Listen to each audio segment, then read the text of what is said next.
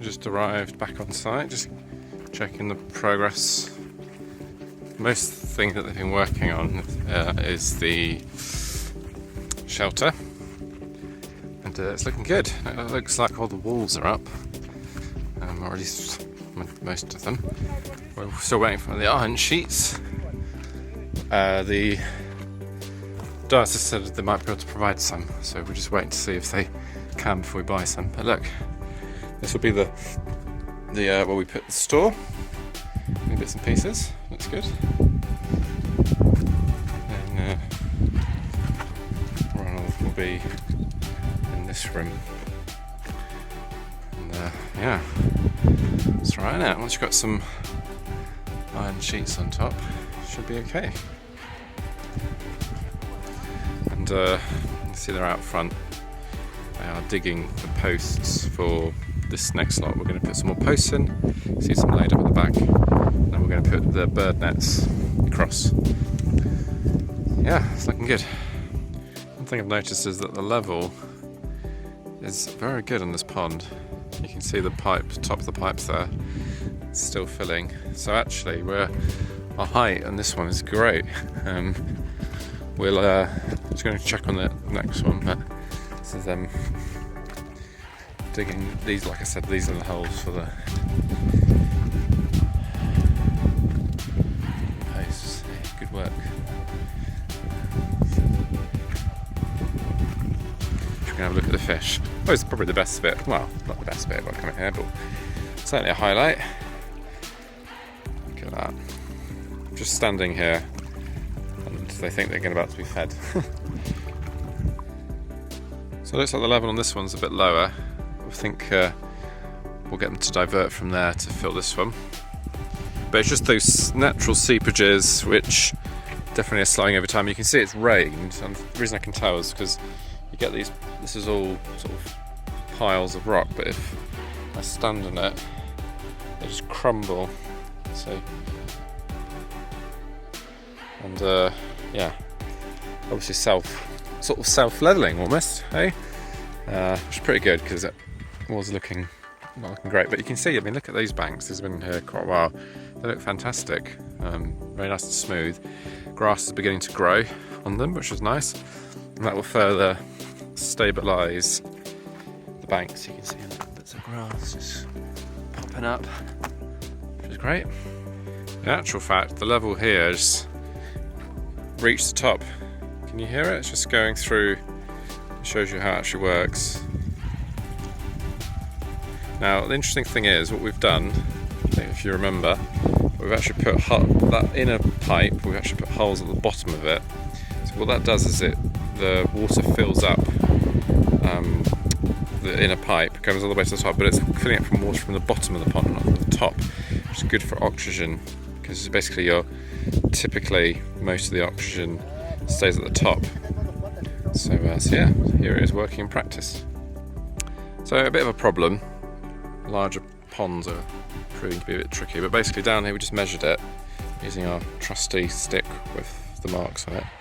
Basically we're around 10 centimetres there and maybe 70 there. So even if we increase the water level, I don't think we can get more than maybe 30, 40, maybe 50 centimetres height there. It's still going to be too little here. So we're going to have to come back to this one. I thought it was all fixed, but obviously not. I'm going to have to drain it, scoop some more soil from here, put it on that side to sort of cement the banks. So a bit of a frustration, but we've ordered our fingerlings now. So what we're going to have to do is stock all of them in that pond. They should be fine in terms of oxygen because they're still little, and then when we sample we'll have to transfer half of them into this pond when it's ready. But a bit of a problem. Today's been full of those, but hey, sometimes it goes like that.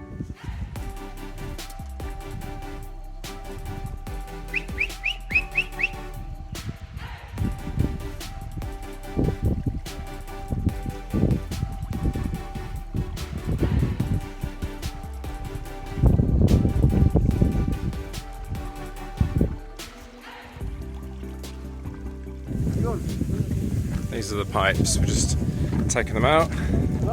You can see the holes are sorting out at the bottom, so the water drains through there and then fills up to the top of the other pipe. It's rushing out.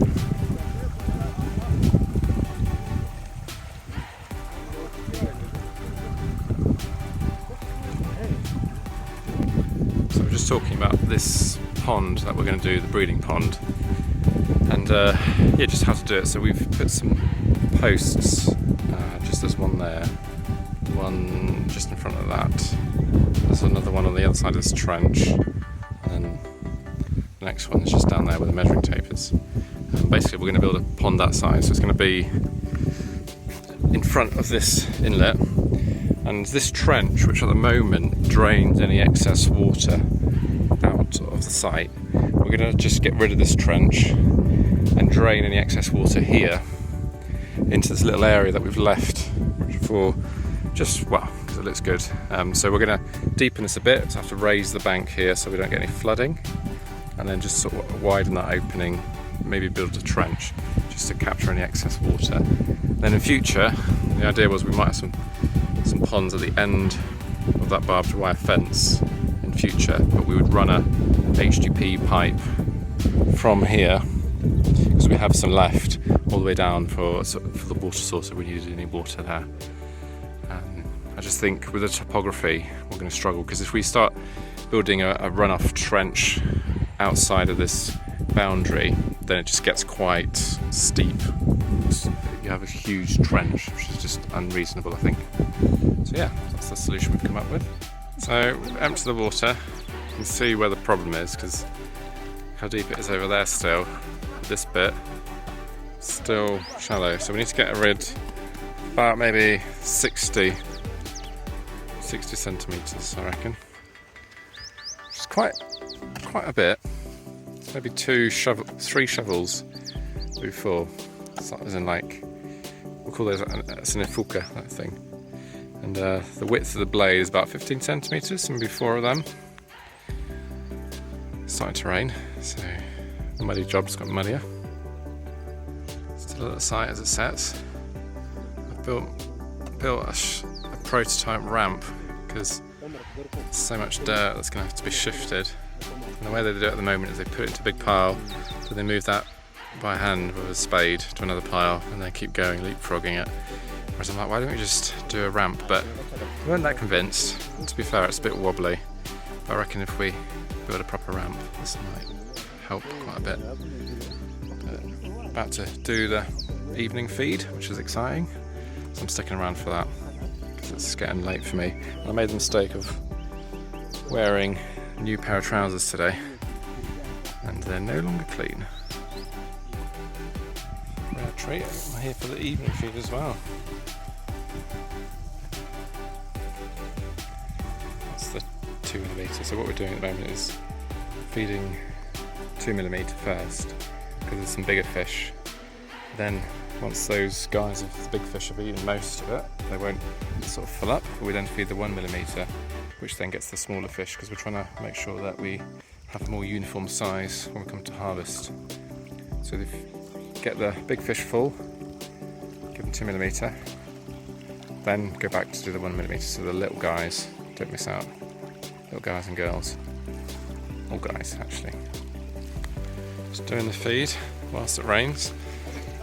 You can see it dramatically changes their feeding behaviour, because it confuses them, the drops in the water. Yeah.